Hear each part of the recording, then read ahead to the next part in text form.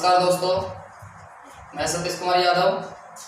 Next video में हम देखेंगे बैंड सिद्धांत के आधार पर चालक, कुचालक और चालकों की व्याख्या। कौन से सिद्धांत के आधार पे है भाई? बैंड सिद्धांत के आधार। तो बैंड सिद्धांत यह बताता है कि परमाणु कक्षक आपस में मिलकर अणु कक्षकों का निर्माण करते हैं।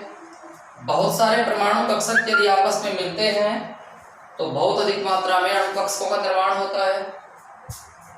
अधिक मात्रा में अणु कक्षक होने के कारण उनके मध्य में ऊर्जा अंतराल बहुत ही कम होता है, इसलिए वे बैंड क्षेत्र या एक पट्टी का निर्माण करते हैं।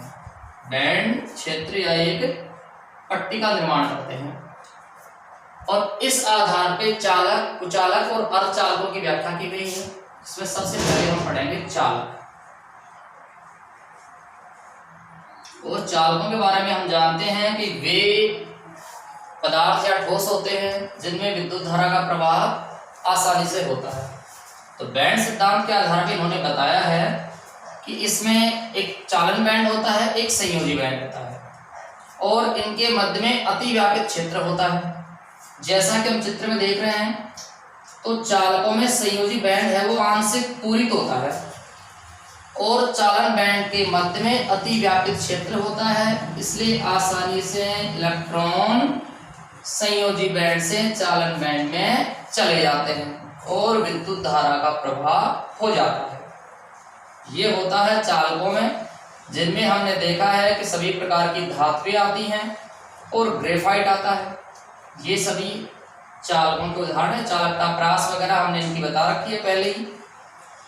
तो हम कह सकते हैं कि चालकों में संयोजी बैंड और चालन बैंड के मध्य में अतिव्यापित क्षेत्र होता है। किसी प्रकार का कोई ऊर्जा अंतर नहीं पाया जाता, इसलिए आसानी से इलेक्ट्रॉन संयोजी बैंड से चालन बैंड में चले जाते हैं और विद्युत धारा का प्रवाह होता है। अब बात करेंगे कुचालकों की।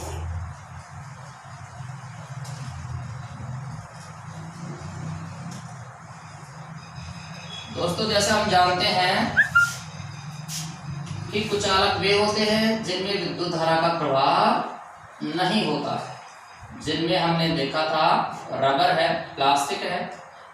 तो इनमें क्या होता है भाई कि चालन बैंड और संयोजी बैंड के मध्य में कोई अतिव्यापित क्षेत्र नहीं पाया जाता है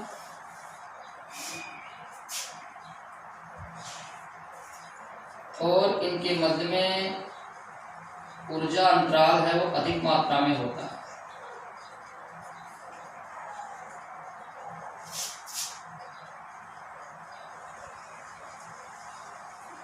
अधिक ऊर्जा क्षेत्र।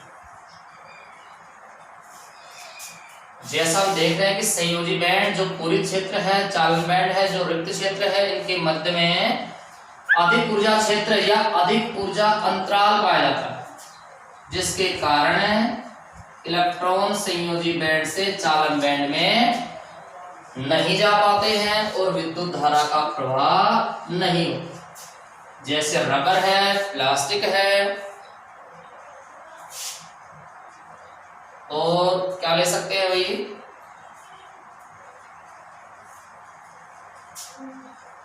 रबर, प्लास्टिक, लकड़ी ले सकते हैं भाई। और क्या लेंगे? क्या लकड़ी में आप विद्युत धारा प्रवाहित कर सकते हो? जब तक लकड़ी गीली नहीं है तब तक हम विद्युत धारा प्रवाहित नहीं कर सकते हैं। अब बात करेंगे तीसरा, अर्धचालकों के बारे में। और अर्धचालकों के बारे में सामान्यतः हम जानते हैं कि परम शून्य तात्पर्य विद्युत धारा का चालन नहीं करते हैं, लेकिन जैसे ही टेम्परेचर बढ़ाया जाता है वैसे ही ये विद्युत धारा का चालन करते हैं, जिनमें सिलिकॉन और जर्मेनियम का हम उदाहरण देख चुके हैं भाई। तो सबसे पहले हम देखेंगे स्ट्रक्चर, जिसको हम कह सकते हैं कि चालन बैंड और संयोजी बैंड के मध्य जो ऊर्जा अंतराल होता है या ऊर्जा क्षेत्र होता है वह चालकों से तो अधिक होता है, लेकिन कुचालकों से कम होता है, जैसा कि हम चित्र में देख रहे हैं।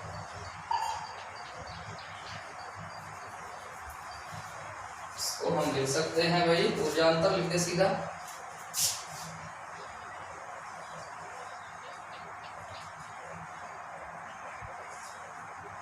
ऊर्जा क्षेत्र अंतर। अब जैसे ही ताप बढ़ाया जाता है तो संयोजी बैंड से इलेक्ट्रॉन चालन बैंड में चले जाते हैं, और सामान्य ताप पर ये ऊर्जा अंतराल के कारण जो संयोजी बैंड पूरित क्षेत्र होता है से चालन बैंड रिक्त क्षेत्र में इलेक्ट्रॉनों का प्रवाह नहीं होता है, जबकि ताप बढ़ाने पर क्या होता है, संयोजी बैंड से चालन बैंड में इलेक्ट्रॉनों का प्रभाव हो जाता है और आसानी से विद्युत धारा प्रवाहित हो जाती है। ये बात है भाई अर्धचालकों।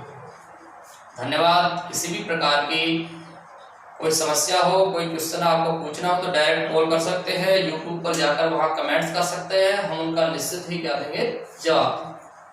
Thank you.